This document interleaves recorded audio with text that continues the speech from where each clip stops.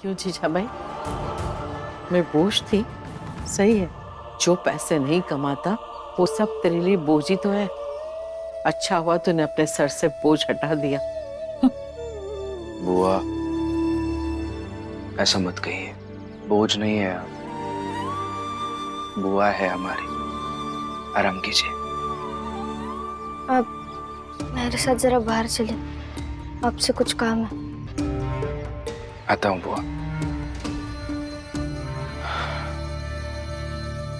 ये भीमराव आज फिर परीक्षा देने में सफल हो गया और हम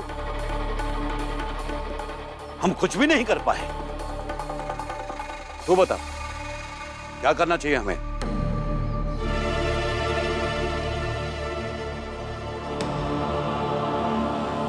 और आइंदा बीच में बोली ना तो ये चाकू तेरे हाथ में नहीं दूंगा, बल्कि इसी से तेरा गला काट दूंगा। तुझसे कुछ पूछा है हमने, बता क्या करे। देखिए जी, अब मैं कुछ भी कहूंगी तो आप मानेंगे नहीं।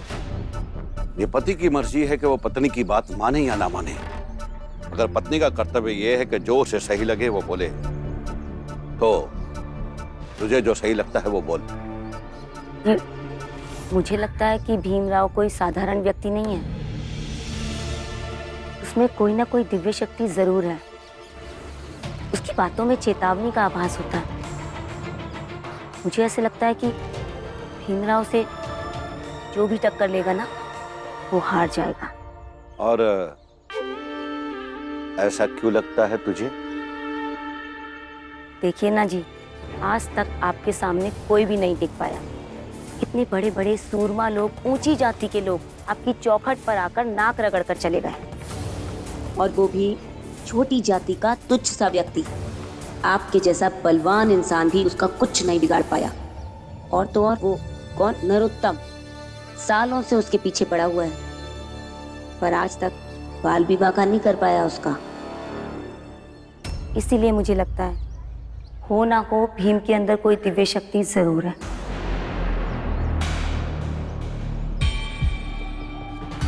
दिव्य शक्ति? जी।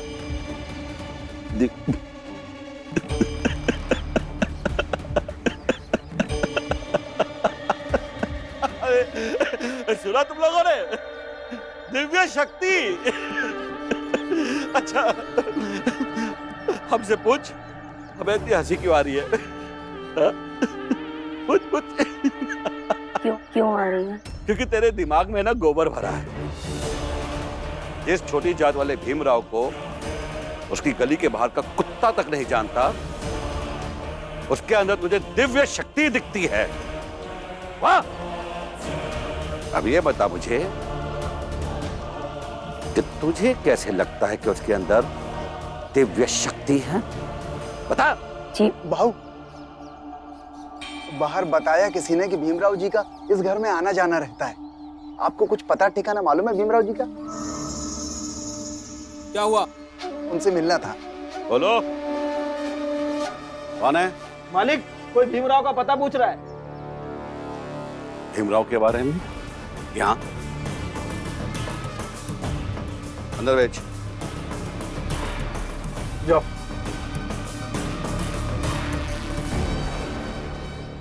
भाऊ प्रणाम। भाऊ, भीमराव जी का पता मालूम है आपको? उनसे मिलना था। आप उसके रिश्तेदार हैं? नहीं। तो मैं पुणे से आया हूँ, ज्योतिबा फुले जी के आश्रम से। यहाँ बंबई आया था, बहुत सुना था भीमराव जी के बारे में, तो सोचा उनसे मिलता चलूं। उनसे मिलता चलो? क्यों भाई, ये भीमराव कोई गवर्नर है जो मिलता चलूं? क्या करोगे इससे मिलके? हाँ, उनके दर्शन करना चाह रहा था। दर्शन? ऐसा क्या है उसमें जो उसके दर्शन के लिए इतने उतावले हो रहे हो? उनके नाम को सुनकर ही दिव्यता का आभास होता है।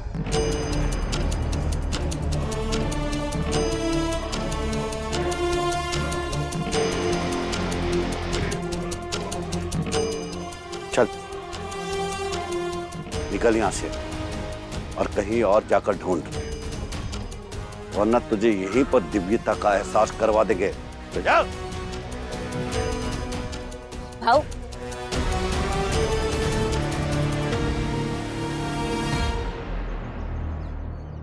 आपने प्रचंड देव का नाम सुना है क्या? प्रचंड देव? नहीं, ये कौन है? इसे धक्के देकर बाहर निकालो। अरे चलिए। देख लिया आपने, भीमराव को इस इलाके से बाहर के लोग भी जानते हैं, और आपको? लेकिन तू ये नहीं जानती कि अपने पति का नाम अपने मुंह से नहीं लेना चाहिए। हाँ, भूल गई? जी, मैं अपना धर्म नहीं भूली हूँ। जिनसे मेरा ब्याह हुआ था ना, आज तक उनका नाम मैंने अपनी जुबान से नहीं लिया।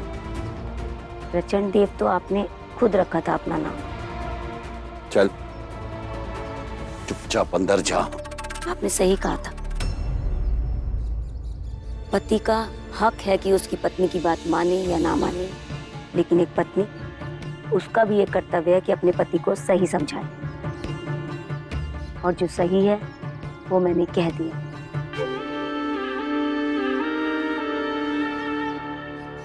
कह दिया है ना, तो अब अंदर जा, वरना इतना मारेंगे कि होश ठिकाने आ जाएंगे तेरे। चल जा।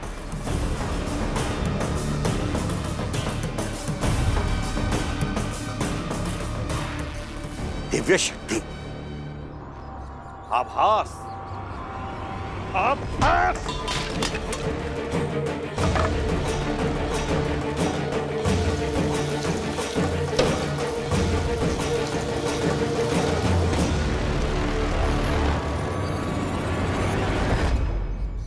मैं कुछ नहीं जानती। जो डॉक्टर ने कहा है वो सब खरीद कर ले आएंगे। कहाँ से लाएंगे, कैसे लाएंगे? इतने पैसे कहाँ है रमा हमारे पास? मुझे नहीं पता। एक तो जिम्मेदारी भी निभाए और ऊपर से सुने भी। अब वहां भी कुछ नहीं बोले। मुझे ऐसा रोज रोज सुनना अच्छा नहीं लगता। अच्छा, मुझे भी नहीं लगता है रमा, लेकिन दूसरों के बातों से इस तरह से परेशान होकर कुछ नहीं होगा। क्या है ना रमा, जीवन अपनी परिस्थिति और शांत मन से लिए गए फैसलों के ऊपर चलता है, ऐसे किसी के बहकावे में आके नहीं। मैं आपकी तरह नहीं हूँ। मुझे लोगों की बातों का बुरा नहीं लगता है, दुख होता है। रमा, तुम रो मत। दुख तो मुझे भी होता ही है ना रमा, लेकिन क्या करे, दुख झेलना पड़ेगा हमें। लेकिन कब तक और कितना झेलेंगे?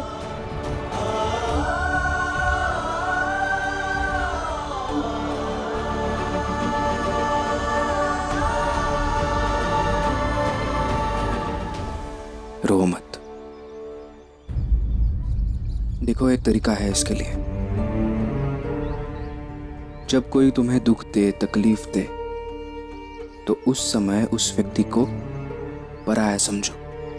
भले ही वो व्यक्ति अपनी क्यों ना हो, अपने घर की क्यों ना हो, लेकिन जब कोई पराई व्यक्ति तुम्हें खुशी दे, सुकून दे, मदद करे, तब कुछ समय के लिए उस व्यक्ति को अपना मानो। कभी तकलीफ नहीं होगी, दुख भी नहीं होगा। लेकिन ऐसा कब तक चलता रहेगा? कब तक हम हर तरीके के अभाव में रहेंगे? मुझे भी नहीं पता रमा, लेकिन मैं एक बात जानता हूं, जो व्यक्ति सच्चे और ईमानदार होते हैं ना, उनके जीवन में बहुत सारी परेशानियां आ सकती है, लेकिन उनका अंत कभी बुरा नहीं होता। क्योंकि अगर दुख देने वाले, परेशान करने वाले हजारों लाखों लोग हैं, तो मदद करने वाले एक दो लोग तो होते ही हैं। और इन एक दो लोगों की मदद उन तमाम परेशानियों पर भारी पड़ती है। भीमराव,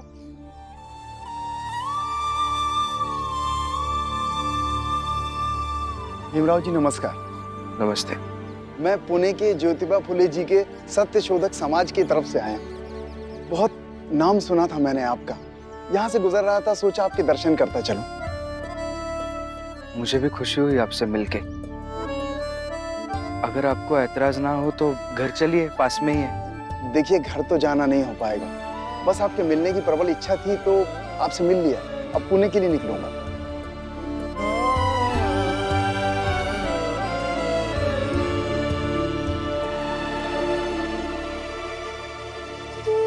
भीमराव जी, मैं जानता हूं कि आप कितने संघर्ष में जी रहे हैं, पढ़ाई कर रहे हैं, उपेक्षित जातियों के लिए काम कर रहे हैं, एक नया रास्ता बना रहे हैं।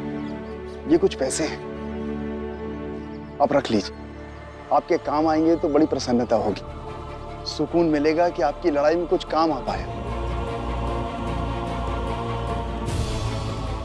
देखिए, आपका बहुत बहुत धन्यवाद, लेकिन ये इसकी कोई जरूरत नहीं है। देखिए, ये पैसा आप रख लीजिए। अरे ये सुनिए सुनिए, हमारी श्रद्धा और विश्वास समझ के रख लीजिए।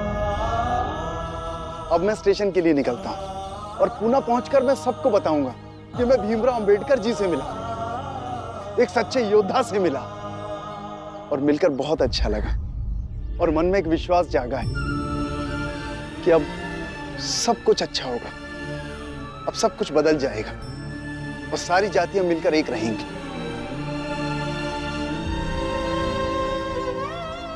अब मुझे आज्ञा दीजिए।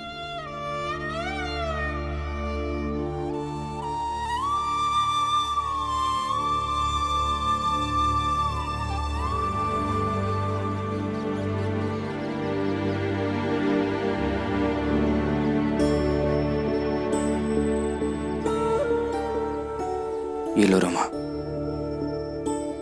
जो सामान डॉक्टर ने कहा है सब कुछ लेके आओ, लेकिन इसलिए नहीं कि तुम्हारी सास ने तुम्हें सुनाया था, बल्कि इसलिए कि उन सब चीजों की हमारी बुआ को जरूरत है। लो। जो व्यक्ति सच्चे और ईमानदार होते हैं ना, उनके जीवन में बहुत सारी परेशानियां आ सकती है, लेकिन उनका अंत कभी बुरा नहीं होता, क्योंकि अगर दुख देने वाले, परेशान करने वाले हजारों लाखों लोग हैं तो मदद करने वाले एक दो लोग तो होते ही हैं। आपने सही कहा था, अच्छे लोगों के साथ कभी बुरा नहीं होता है।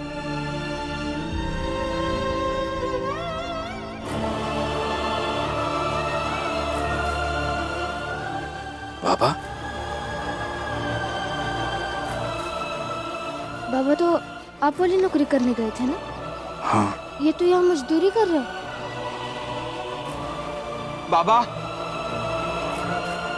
बाबा, बाबा रुक जाइए। बाबा, ये छोड़ दीजिए। बाबा, क्या कर रहे हो आप?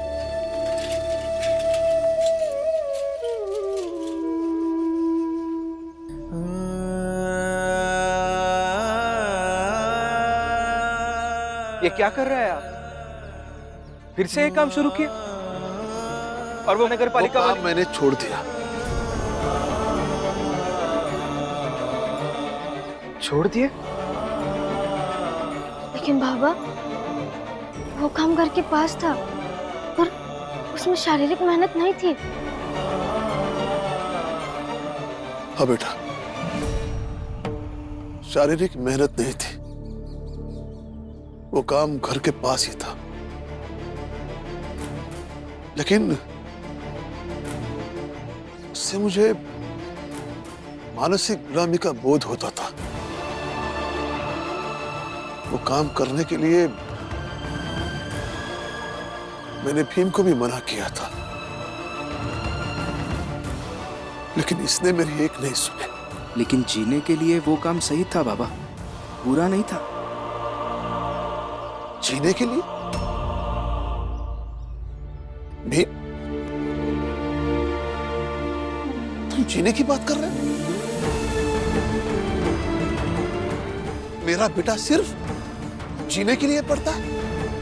मैंने उसे इसलिए नहीं पढ़ाया कि वो सिर्फ जीने की ख्वाहिश के लिए लंदन पढ़ने जाएगा।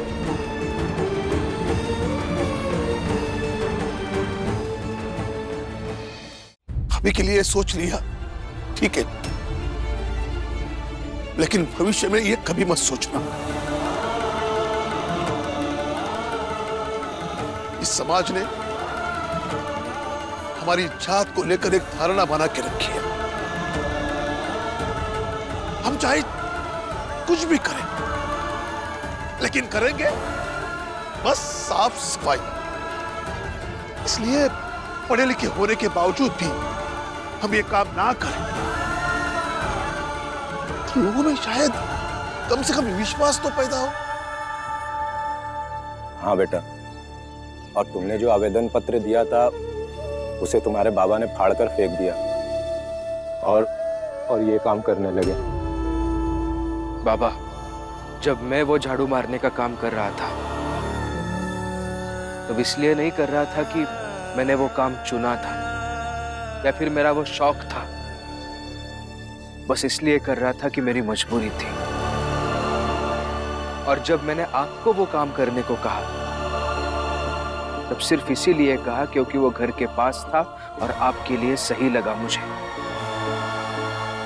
आपकी तबीयत देखिए बाबा, पहले से इतनी खराब है, बार बार बीमार पड़ जाते हो आप, कमजोर हो गए हो, और आपको इस चीज का फर्क पड़ रहा है कि लोग क्या कहेंगे। मुझे मेरे बाबा की चिंता है, इस बात की चिंता नहीं करता मैं कि एक रिटायर्ड सूबेदार को झाड़ू मारते हुए देख के लोग क्या कहेंगे। मेरे हिसाब से आप फिर एक बार सोचिए और अभी चलिए मेरे साथ नगर पालिका के ऑफिस में, अधिकारियों से बात करता हूँ, आप वो काम शुरू कर दीजिए। नहीं, फर्क पड़ता है, मेरी बात को समझो भी। वो काम मुझे नहीं करना। मैं आपकी बातों को समझ ही रहा हूँ बाबा, आप मेरी बात को नहीं समझ रहे हैं। मेरे बाबा की तबीयत खराब है। बचपन में मैंने मेरी आई को खोया है, घर में बुआ बीमार है। ऐसे बोरे ढोते ढोते मेरे बाबा को कहीं कुछ हो तो मैं कैसे जीऊंगा। मैं कुछ नहीं जानता बाबा, आप वो काम फिर से शुरू करेंगे।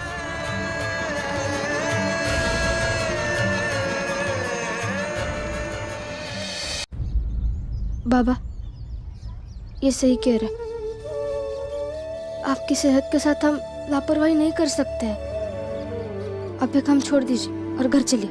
बेटा, मुझे ये काम करते हुए देखकर तुम्हें तकलीफ हो रही है, हाँ? हाँ। जब तुम सातारा में थे तो स्कूल में पढ़ने के लिए उन तमाम लोगों से अकेले लड़ते थे जो तुम्हारे पढ़ाई के खिलाफ थे। गुरुजी, सच में कुछ भी सुनाई नहीं दे रहा है और समझ में भी नहीं आ रहा। जितना सुनाई देता है उतना काफी है। अरे पढ़ लिखकर कौन सा बैरिस्टर बनोगे कि तुमको सब कुछ साफ साफ सुनाई देना चाहिए। वहीं पे खड़ा रहे और वहीं से पढ़। मैं भी देखता हूँ तो ये विद्यालय कैसे खुलवाता है, कैसे यहाँ पढ़ता है। आप और आप जैसे लोग चाहे कुछ भी कर ले, मुझे या किसी को भी जो सच में पढ़ना चाहते हैं उसे आप पढ़ने से नहीं रोक सकते। तो फैसला हो गया, भीमराव या उसकी जाति का कोई भी बच्चा इस विद्यालय में नहीं पढ़ेगा। उस दिन से लेकर आज तक तुम संघर्ष करते आए हो, करते रहे हो। तुम्हारा ये संघर्ष देखकर मुझे भी तकलीफ होती है, बार बार होती है, लेकिन मैं अपने दिल को समझाकर तुम्हें संघर्ष करने के लिए देता था, जबकि तुम मेरे बेटे हो। उसी तरह तुम भी खुद को संभालो और मुझे अपना संघर्ष करने दो। धीरे धीरे रे मना धीरे सब कुछ होय माली सींचे सौ घड़ा ऋतु आए फल